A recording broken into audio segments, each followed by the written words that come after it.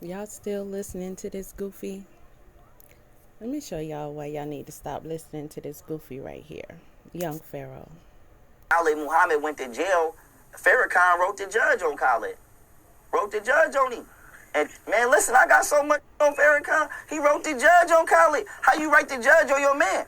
How you out here and even if you didn't like Khalid, right? How you write the judge on him trying to get him extra time? How you do that? I got the actual news article that he wrote from back then. So I say that about Khalid. That's another thing they don't know about Khalid. You know what I'm saying? And they also say that NOI Biggie Smalls. That's in the documentary too. His bodyguard said that. The same bodyguard that was P. Diddy bodyguard that said he caught him and Ja Rule in the room with sex toys. So I got everything you need for Farrakhan. If Farrakhan could come sit right here, I'll show it to it. He wrote it. But with that being said, I just want to say that. That's why I don't with him. Other than that, I'm not getting up head hunting, page flagging on my comments, trying to. Now that's the same dude that also said this. Listen. Trying to get my page flagged so I can't post. I'm gonna keep saying it. Like I said, tell the world how you drugged me, how you played a role in drugging me and tried to rob me. Tell the world how you not only was plotting on me all of these years behind my back, but and fucking my bodyguard, which I don't care about. But I do care about y'all going. Now, most of us was here throughout all of these things that he talking about, right? We was here, aka on the internet, so we saw a lot of this stuff play out. So just listen to him. Copying my tattoos, and y'all was gonna try to drug me and swap me out for this molester Rashad Jamal nigga, and tell the world how that light skinned boy that you had that was a so-called friend name. What copying his tattoos got to do with it, I'm not sure, but I guess he's saying outside of that they were gonna replace him with Rashad Jamal. Anthony on your page. Tell the world how you stressed him out with the coaching of your mother and you made him commit suicide just like you tried to do me.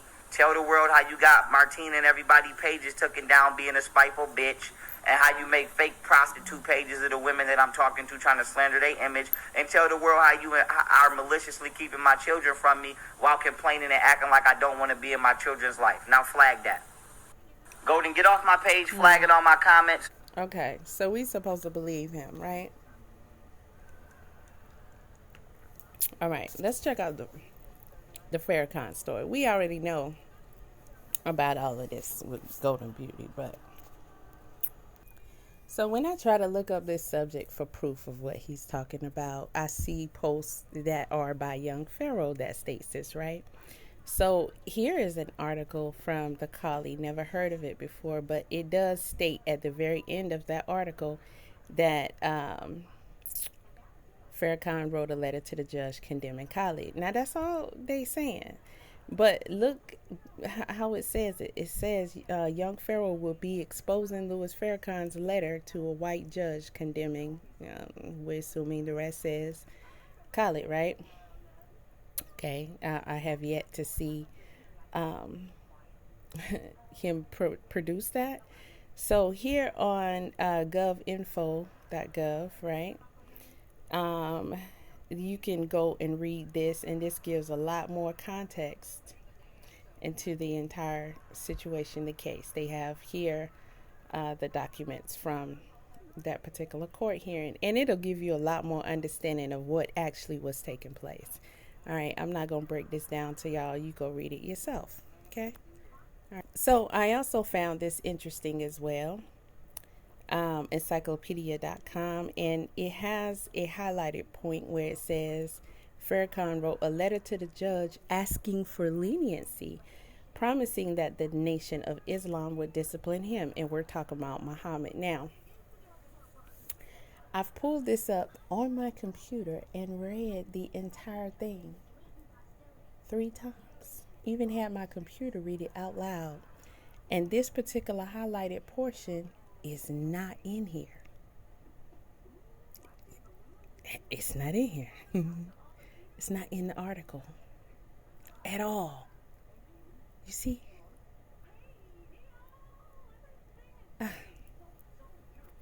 Now, hold on. Okay, I stand corrected. So here's what they had to say about that part. Just listen.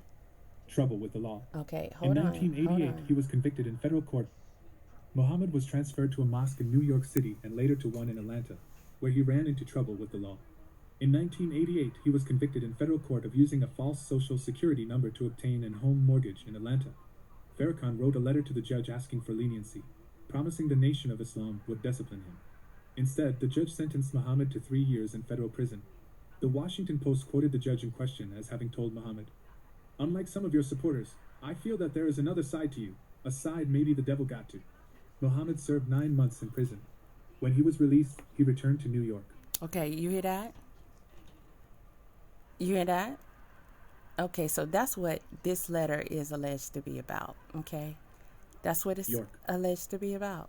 All right. Soon thereafter, Let's go back. Let's go back. Soon thereafter, the Nation of Islam. Farrakhan first met Muhammad at Dillard University in 1967. Hold on. The young student came to one in Atlanta, where he ran into trouble with the law. In 1988, he was convicted in federal court of using a false social security number to obtain a home mortgage in Atlanta. Farrakhan wrote a letter to the judge asking for leniency, promising the Nation of Islam would discipline him. Instead, the judge sentenced Muhammad to 3 years in federal prison. The Washington Post quoted the judge in question as having told Muhammad, "Unlike some of your supporters, I feel that there is another side to you, a side maybe the devil got to." Muhammad served 9 months in prison. When he was released, he returned to New York. Okay, so this is from encyclopedia.com, right? And as you can see, the rest is about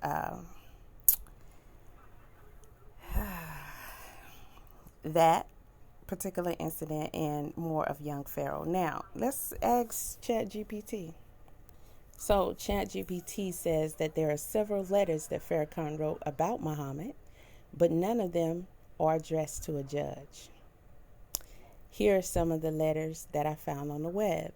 A letter to Jewish leaders, an open letter to black leadership in 2010, in which Farrakhan defended his criticism of the Jewish involvement in the slave trade and exploitation of black people based on the books The Secret Relationship Between Blacks and Jews. Okay, and upon clicking on that, you can see that letter. Okay, all right. A letter to the Nation of Islam on the death of brother minister Jabril Muhammad in 2023, in which Farrakhan praised Jabril Muhammad as a great minister, teacher, brother, friend, and helper to the Honorable Elijah Muhammad, and to personally, it goes on.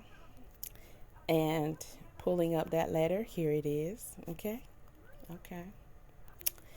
Now, ChatGPT also talks about another letter, a letter to the Nation of Islam on his health in 2006, which Farrakhan revealed that he was diagnosed with prostate cancer and he will undergo a major surgery. So clearly it's mentioning this letter because he also mentions Muhammad. And you can pull that letter up as well, okay? It mentions a letter to the Honorable Elijah Muhammad in 1977, which Farrakhan expressed his loyalty, love, and gratitude to the Honorable Elijah Muhammad as his teacher, leader, and guide. So, ChatGPT says these are some of the letters that Farrakhan wrote about Muhammad, but I could not find any letter that he wrote to a judge about Muhammad. Maybe you could provide me with more details or context about the letter that you are looking for. Now, hold on. So as I rephrase my question to ChatGPT and specifically ask about that letter in 1988 asking for leniency, ChatGPT says, according to the web results, yes, Farrakhan did write a letter to the judge in 88 asking for leniency for Muhammad, okay? Then it mentions that same snippet that you just heard, right? So let's click on this. Now this brings up Minister Louis Khan's letter to Jewish leaders, an open letter to black leadership, okay? And it's an interesting read, okay? You should read it because it is not condemning Muhammad, actually. It is not. It says the charge of anti-Semitism has been leveled against the Honorable Elijah Muhammad, Malcolm X, and the Nation of Islam for years. For 25 of the 33 years of my rebuilding of the Nation of Islam, I and we in the Nation of Islam have suffered under the charge of anti-Semitism because I have dared to be critical of what I and many others feel is Jewish behavior that has ill affected black people and others. Okay, so he talks about his historical research team, and they were motivated by the false charges to study the works of Jewish scholars, historians, and rabbis, being very careful to omit any words written or spoken, no matter how truthful, by those considered anti Semitic. We can now present to our people and the world a true and undeniable record of the relationship between blacks and Jews from their own mouths and pens. Do continue to read this article. Okay? Said, except for our willingness to tell the truth and our unwillingness to apologize to you for telling the truth, on what basis do you charge me as being anti-Semitic? Okay. Now, again, read this article. Hell, read all the letters you can find. And, challenge Pharaoh. Pharaoh, where's the letter you're talking about? Prove it and prove its authenticity while you're at it. Y'all keep listening to that dude. I'm surprised he still got a mouth to run, to be honest with you.